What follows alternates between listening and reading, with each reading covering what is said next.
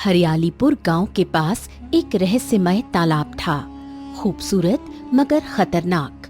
लोग कहते वहां गया कभी लौटा नहीं, या लौटते ही उसकी दुनिया बदल गई। हकीकत क्या थी कोई नहीं जानता था, बस एक डर और उत्सुकता जो हर दिल में थी जब भी उसका नाम लिया जाता। हर दिन खाली हाथ आ रहे हो हरिया, कब तक ये चलेगा? न घर में चूल्हा जलेगा, न बच्चों को कुछ मिलेगा। अब वक्त है कुछ अलग सोचने का।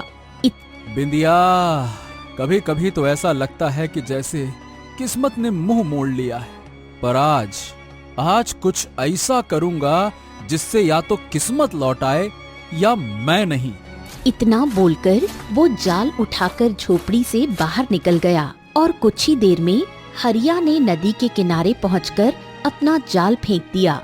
तभी दो और मछुआरे वहां आ पहुंचे और उन दोनों ने भी अपना जाल तालाब में फेंक दिया। देखते ही देखते उनके जाल मछलियों से भर गए, जबकि हरिया का जाल खाली रहा। दोनों मछुआरे हंसने लगे। लगता है कि मछलियाँ तुझसे नाराज हो गई हैं हरिया। अरे मैं तो कहता हूँ कि भाई तू इस नदी में आया ही मत कर। कहीं ऐसा ना हो कि तेरी वजह से मछलियाँ हमसे भी नाराज हो जाएं, हैं? अरे तुम दोनों जानते हो कि मेरी हालत कितनी खराब है। कई दिनों से एक भी मछली नहीं फंसी, घर में खाने को कुछ नहीं बचा। बात करते हो। अरे मैंने तो सुना है कि जंगल में झरने के पास एक तालाब है, वहाँ बड़ी बड़ी मछलियाँ होती है, बड़ी बड़ी। क्यों भाई हरिया, क्यों ना वहीं जाकर किस्मत आजमा लेता? हमें क्यों परेशान कर रहा है भाई? हरिया खाली हाथ घर आ गया। तो आज भी खाली हाथ लौटे? हाँ, अब तो मछुआरे भी मेरा मजाक उड़ाने लगे। लेकिन अब मैंने तय कर लिया है, मैं जंगल के झरने के पास वाले तालाब में जाऊंगा। वहाँ मत जाना, वहाँ के बारे में डरावनी बातें कही जाती हैं। अरे डरावनी बातों से ज्यादा डरावना ये है कि हमारे घर में 2 दिन से कुछ खाने को नहीं बना है बिंदिया। इससे डरावना और क्या हो सकता है? और अब तो मुझे भी लगने लगा है कि नदी की मछलियां वाकई में मुझसे नाराज हैं। अगली सुबह हरिया जंगल की ओर निकल पड़ा। कुछ देर बाद एक सुंदर झरने के पास पहुंच गया। झरने के ठीक बगल में एक नीला चमकदार तालाब था। चारों ओर घने पेड़ और सुंदर फूल खिले हुए थे। बाप रे बाप, इतनी डरावनी अफवाहें सुनी थी, लेकिन ये जगह तो बेहद शांत और खूबसूरत है। वाह वाह वाह वाह वाह। तभी उसकी नजर एक वृक्ष के नीचे बैठे एक साधु पर पड़ी।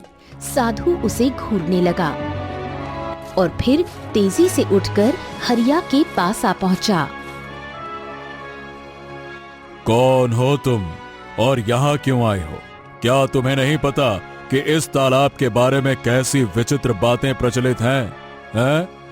हाँ साधु महाराज, सुना तो मैंने भी बहुत कुछ है, लेकिन शायद आपको नहीं पता कि मैं एक मछुआरा हूँ और पिछले कई दिनों से एक भी मछली नहीं फंसी।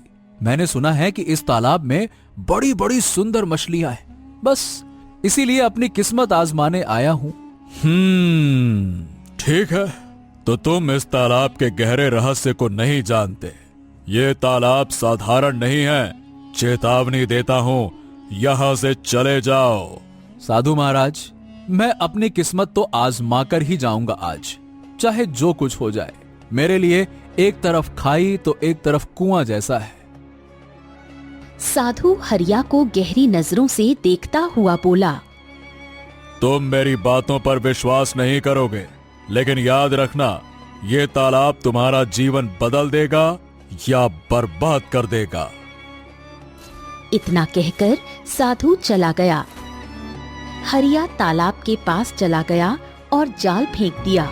देखते ही देखते उसके जाल में ढेर सारी मछलियां फंस गईं। वो खुशी से उछल पड़ा। हरिया घर लौटकर बिंदिया को मछलियां दिखाने लगा। इतनी सुंदर मछलियां, ये तो नदी की मछलियों से भी बड़ी और चमकदार हैं। तभी उसकी नजर एक सफेद रंग की चमकती मछली पर पड़ी। हरिया, ये मछली अजीब तरह से चमक रही है। हरिया मछली को गौर से देखता हुआ बोला।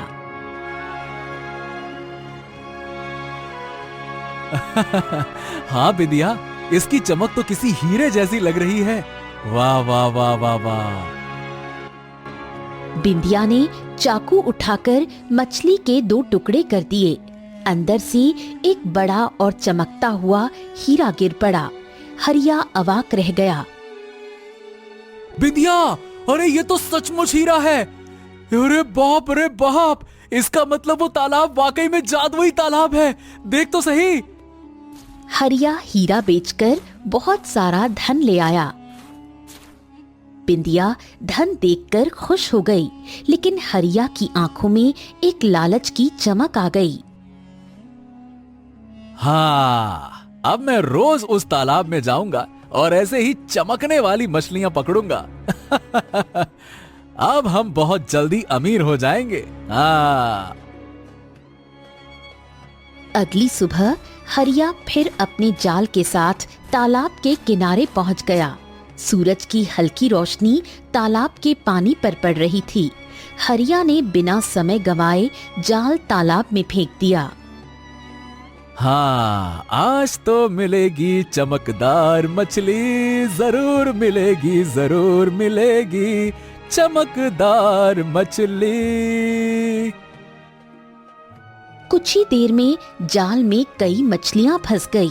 हरिया ने जल्दी जल्दी उन्हें बाहर निकाला और ध्यान से देखने लगा, पर कोई भी मछली चमकदार नहीं थी। हरिया ने गुस्से में मछलियों को वापस तालाब में फेंक दिया और फिर से जाल डाल दिया। ये क्रम उसने कई बार दोहराया, लेकिन हर बार निराशा ही हाथ लगी। अचानक तालाब से काला धुआं उठने लगा और पानी में हलचल मच गई। देखते ही देखते तालाब के बीचों बीच एक सुंदर लड़की की पत्थर की मूर्ति प्रकट हो गई। हरिया डर के मारे पीछे हट गया। ये क्या हो रहा है? ये क्या हो रहा है ये? तभी पत्थर की मूर्ति से एक कोमल लेकिन गंभीर आवाज आई। डरो मत, मैं तुम्हें कोई नुकसान नहीं पहुंचाऊंगी। कौन हो तुम और यहाँ क्यों हो? मैं एक श्रापित राजकुमारी हूँ।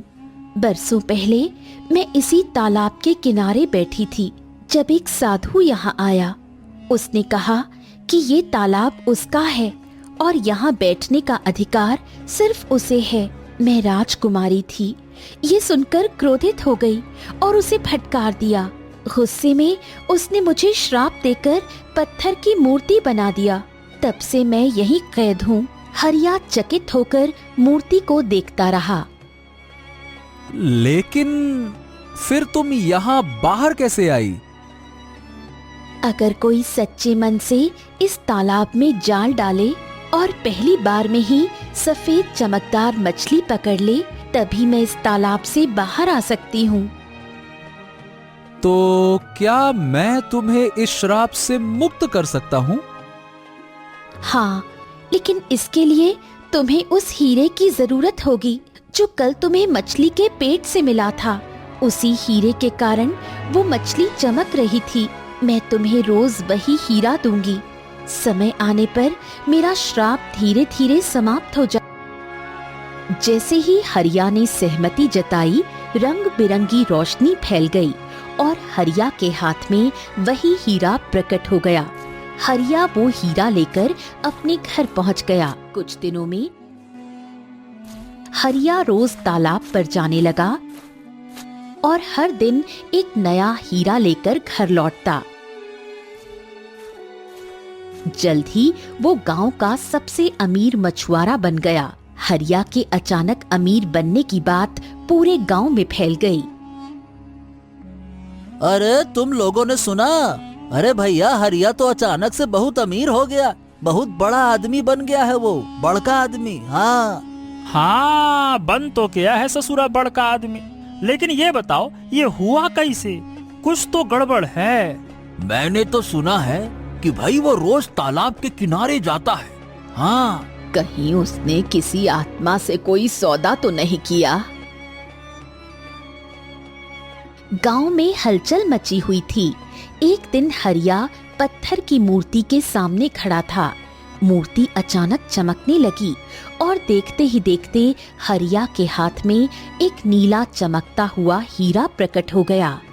हरिया, ये लो विशेष हीरा। आज रात अमावस्या की रात इसे अपने आंगन में रख देना। हरिया ध्यान से हीरे को देखने लगा। उसकी आंखों में और लालच चमकने लगा।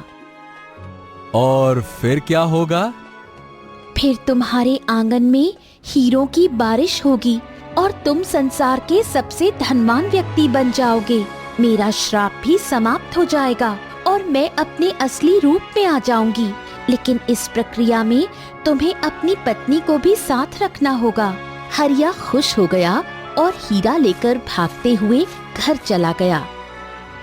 घर पहुंचकर उसने सारी बात अपनी पत्नी बिंदिया को बताई। हरिया, मुझे ये सब विचित्र लग रहा है। कहीं ये किसी धोखे का हिस्सा तो नहीं? अरे पगली, जब सब कुछ हमारे पक्ष में हो रहा है तो डरने की क्या बात है? बस एक रात की बात है, फिर हम इतने अमीर बन जाएंगे कि पूरी दुनिया हमें जानेगी। हाँ।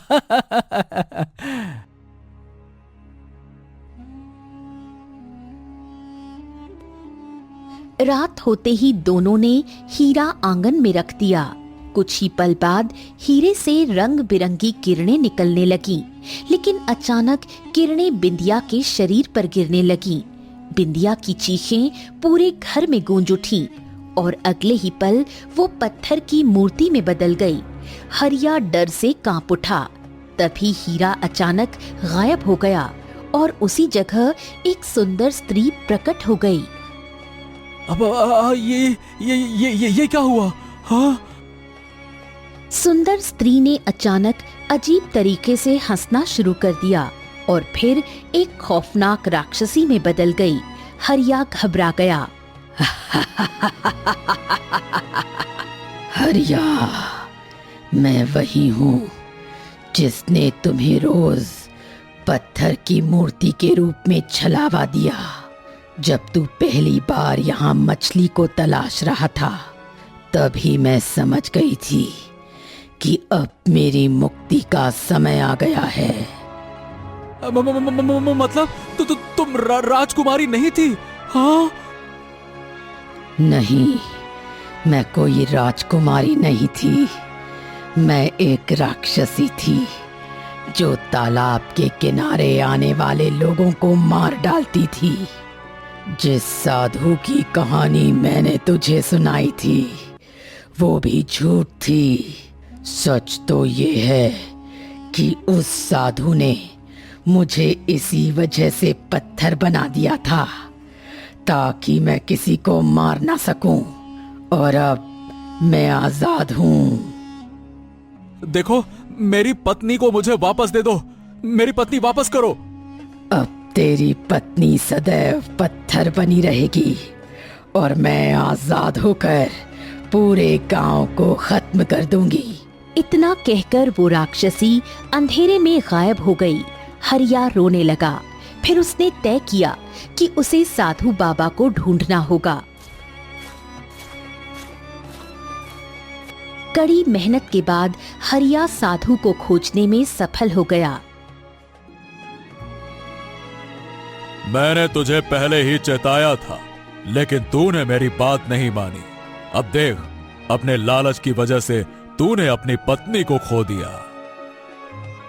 साधु की बात सुनकर हरिया का मन ग्लानि और गुस्से से भर गया। वो समझ गया कि लालच ने उसे अंधा कर दिया और उसकी प्यारी बिंदिया को पत्थर में बदल दिया, लेकिन अब वो हार मानने वाला नहीं था। साधु ने हरिया को एक तावीज दिया और उसे समझाया कि इस तावीज से ही वो काल रात्रि पर्वत की भटकाने वाली माया से बच सकेगा। हरिया ने अपनी हिम्मत समेटी और चल पड़ा उस रहस्यमय पर्वत की ओर। रास्ते में उसे विचित्र जीव जंतु, बोलती परछाइयां और डरावनी आंधियां मिली। लेकिन हर बार वो बिंदिया की याद में खुद को और मजबूत करता रहा। आखिरकार वो पर्वत की चोटी पर पहुंचा, जहां एक रहस्यमयी गुफा में जीवन रत्न रखा था, लेकिन रत्न की रखवाली करता था एक विशालकाय नाग। जिसने भी इस पत्थर को छूने की कोशिश की है वो कभी लौट कर नहीं गया। क्या तुम भी मरने आए हो मनुष्य? हाँ, मैं अपनी पत्नी के लिए जान भी दे सकता हूँ, लेकिन हार नहीं मानूंगा। हरिया ने अपनी बुद्धि का इस्तेमाल किया। उसने साधु के दिए ताबीज को रत्न के पास रख दिया। ताबीज की चमक से नाग की आंखें चौंधिया गईं और हरिया ने जल्दी से जीवन रत्न उठा लिया। जैसे ही उसने रत्न उठाया, गुफा कांप उठी और नाग जोर से चिल्लाया, तुमने अपनी सच्चाई और प्रेम से मुझे पराजित कर दिया। जाओ, अपनी पत्नी को जीवन दो, जाओ।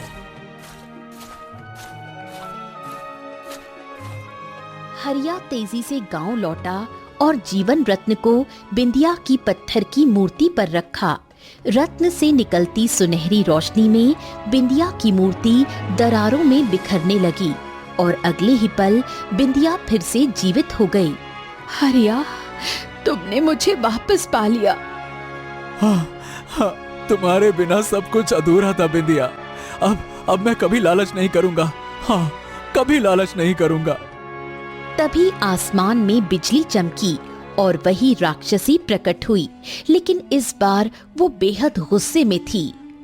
तुमने मेरे खेल को बिगाड़ दिया हरिया, पर याद रखो, ये अंत नहीं है।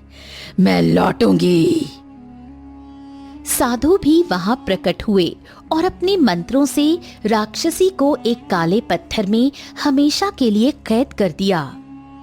हरिया, तुम्हारा प्रेम सच्चा था। लालच से ऊपर उठकर तुमने अपने परिवार के लिए जो किया, वो तुम्हारी सबसे बड़ी विजय है।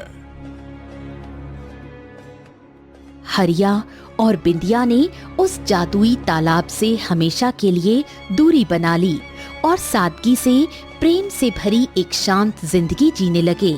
गांव में भी ये कहानी हमेशा एक सीख की तरह सुनाई जाने लगी। लालच हमें वो दिखाता है जो हम चाहते हैं, पर छीन लेता है वो जो हमारे पास है।